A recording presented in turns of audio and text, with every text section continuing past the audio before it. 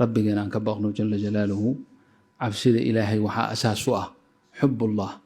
حب الله مركو كوكوده مباد إلهي كبقيسه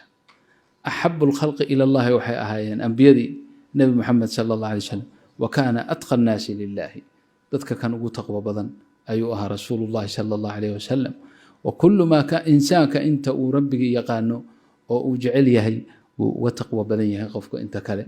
منافع ذا تقوى ذا مركا خير الدنيا والآخرة إلهي تقوى ذا سور لحدقي إلهي تقوى ذا سور لحدقي كل كاد إلهي كعبسته خير الدنيا والآخرة إلهي واكوسينيا أمور هذا رب إلهي كوسهليا وعدك يا بلنقاتك إلهي وأنا كوكلسونانو إلهي مركو إلهي ومن يتق الله يجعل له مخرجا وهذا الربأ أو صحة أذيك أنبا حسب يقين هذا أنت اللي أكتهي يقين هذا أنت اللي أكتهي أنبي منافع ذا كوكو بنتهي مويه تقوى إلهي هذا التمادو إلهي ودو كو سمين وحكستو كو صوحرنا مخرج با إلهي كو سمينيا أرمها قدام با إلهي كو تيسيرنيا أو كو سهليا فتقوى الله خير الدنيا والآخرة إيا ذي كو بنتهي مركا تقوى الله حقا بي خصيصا تقوى الله هذيك خصيصا تقوى الله في سمعك تقوى الله في بصرك مقلكاغا يا أرقاغا يا دواقاغا يا هذا الكاغا يا cuntadaada iyo cabidaada iyo noloshaada guud ahaaneed waa inay taqwadu ay dhehdo way oo ay dhex gasho way waa inaad ilaahay ka xabsataa waa in awaamirtiisu kula weynaataa manaahida ilaahay uu nahiyeyna waa inay kula foolxumaataa ood ka fogaataa ood nacdaa naftaadu haba jeclaato laakiin adigu waa inaad ka xarartaa lanna waa lagugu ibtilay waa lagugu imtixaanay maxaa lagugu imtixaanay waxyaalo badan oo jeceshahay ayaa lagu yiri iska dhaaf ha u dhawaan waxyaalo badan oo naftaadu kahanayso oo aadan rabinna samee baa lagu yiri labadaas lagugu imtixaanay markaas waxa laga dhigay thawaabuha aljanna wan naar jannadiina maxaa lagu heeraariyay oo lagu xeendaabay wax alla waxay naftu nacabta naartiina maxaa xeendaab looga dhigay wax alla waxay naftaadu jeceshay taqwadiina waa takuhud goominaysa waa تقواك يقودك إن وحي نفتادو أي كهنيشي أو نعبيد لحتين بطو أو تقادو أو تهالك النقطو وحي نفتادو أي جعلين أتكفقاتو يضو نفتادو جعشين أتكفقاتو كرمك إيا إحسانك إلهي با مركا وحو كمي هاي مركا هوره مجاهدة لا إمو ونفتادو لا دقالن أو وحي نفتادو كهنيشو samee oo ilaahay jecel yahay waxay naftaadu jeceshahayna ka joogso oo ilaahay ma aragtay uu necab yahay marka dambe ilaahay baa ku macaanaynay marka dambe waxaad gaaraysaa walakin allaha حبب إليكم الإيمان وزينه في قلوبكم وكره إليكم الكفر والفسوق والعصيان أولئك هم الراشدون الله نوافجي ددكي هوري صالحين تاها تقوذوا أي عبسيدة إلهي كعبسين جرين dadkii hore oo kutubta laga akhriyi jiray oo salafu saalixiinta ahaa iyaga warkoodba iska daa anigaygaas hadda berigi hore waaba iska yaraa hadda da'ba noqday waaba weynaaday laakiin berigi uun kii yaraa uun sidii lii odhan jiray kii yaraa xarta sheekhan kuwa ugu yaraa ka mid ahaayo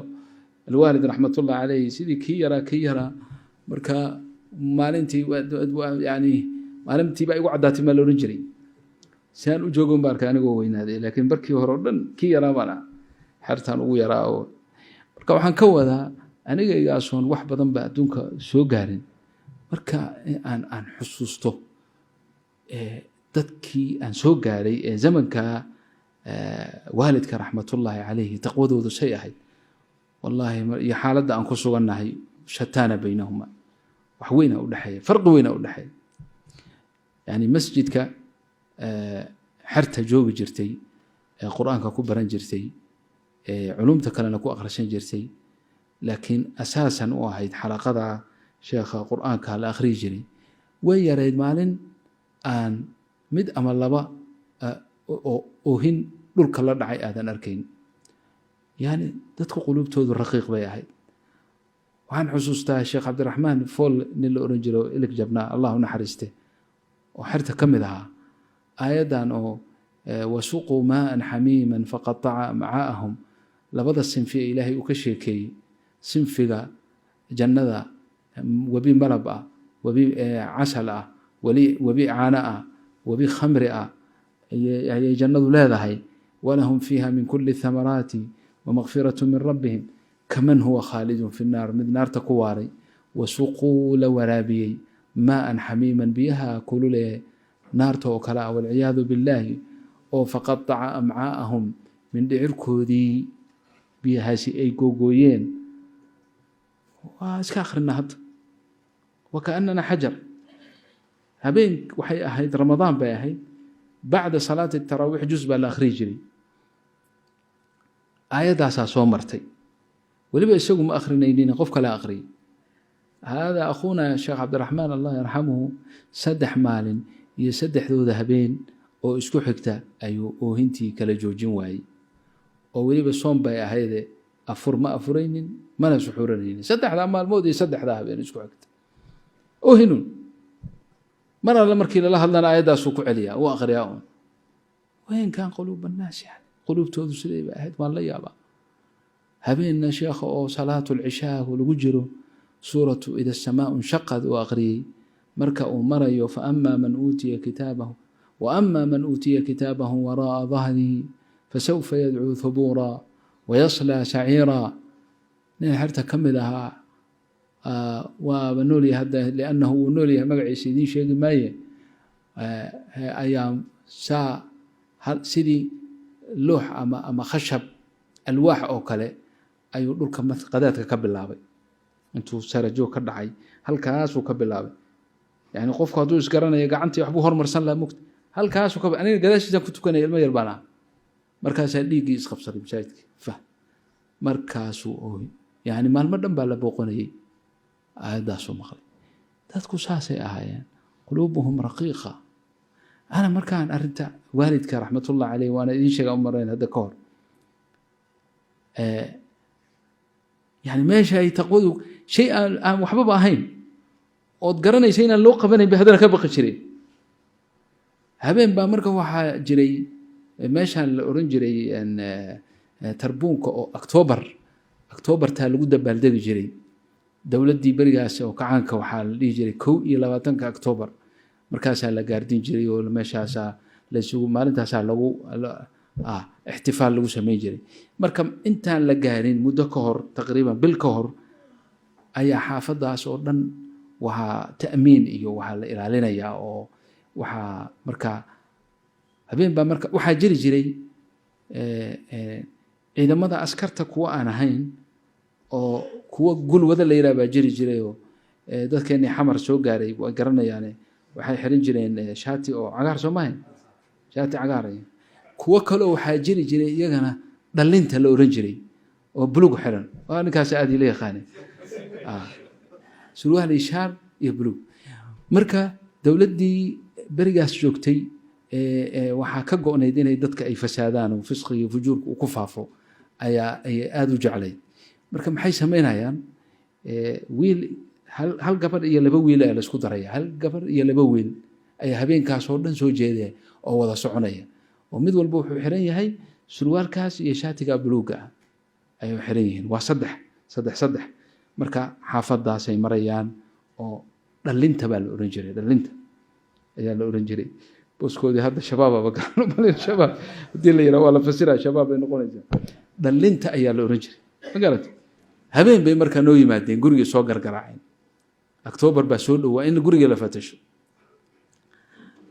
sheekh alwaalid raxmatullah calayhi caadadiisa waxaa ka mid ahay haddii oo salaada cishaha marka la tukado hadduu darsi jiro darsi u akhri jiray darsiga hadduu dhammaado oo la kala hoydo guriga haddii la tago waa cashayn jiray marka uu casheeyo kadib sheeka ma jirin horuu ka seexan jiray fidkii waa iska seexan jiray weligay ma arkin isagoo habeen soo jeeday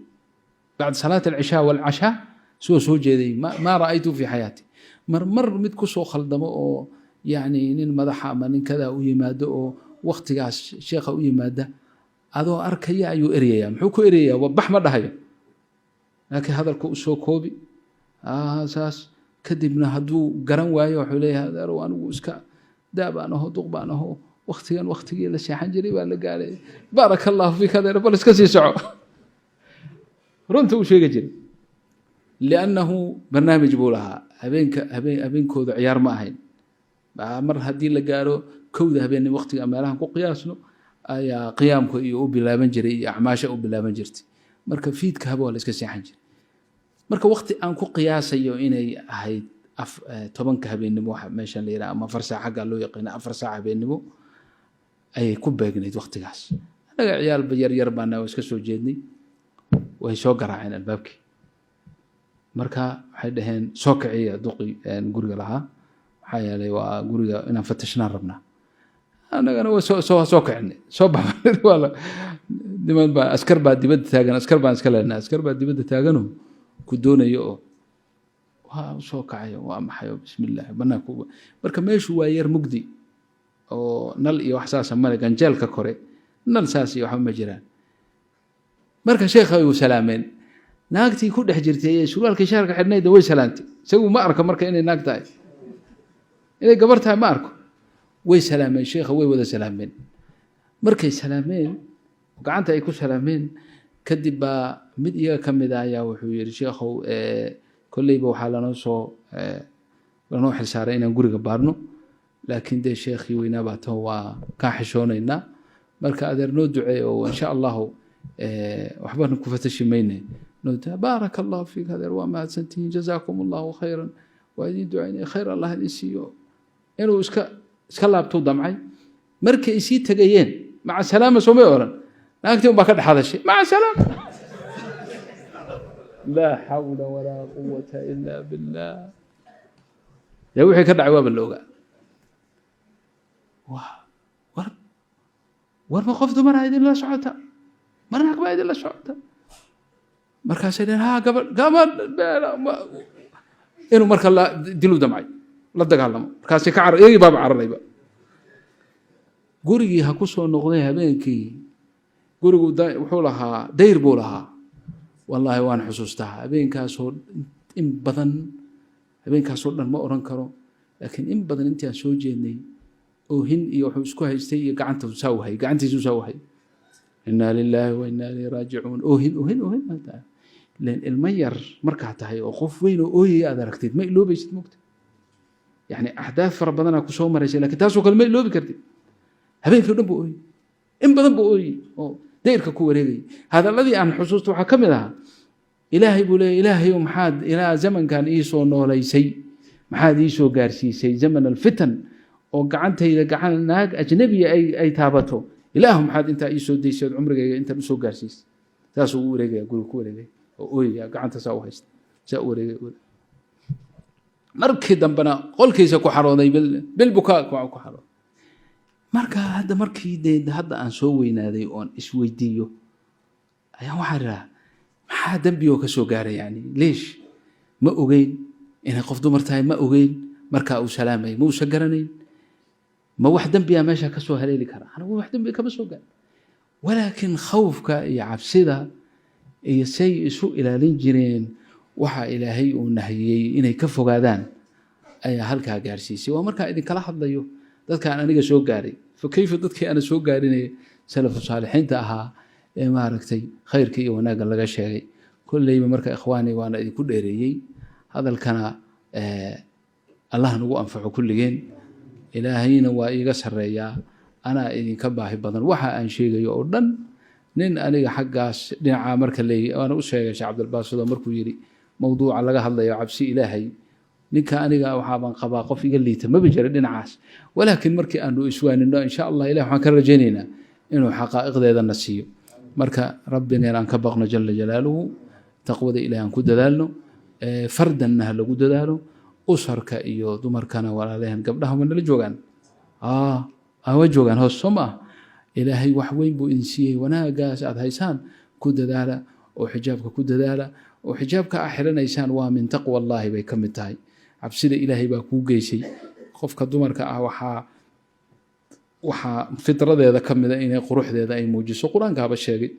wa man yansha'u fil hilyati وهو في الخصام غير مبين ومع ذلك إن قروح ذا أضو ميشا جوغا أدقرسو ومن تقوى الله سيدا أغادا ومحبة إلهي كالقعيل درتيش باتساء سميسين سيدا ذلك سيوضا أو أسهرك لأن تقوى الله عز وجل كلية أدقي إله وحدين لحية كلية ما أدقي معاشرة هذا زوجك يا أهلك يا تربية عيالك انت صور باسو قليسة قرآنك يا مراكز يا خيرك كود دالة توفيقنا الله نوافجيو بارك الله فيكم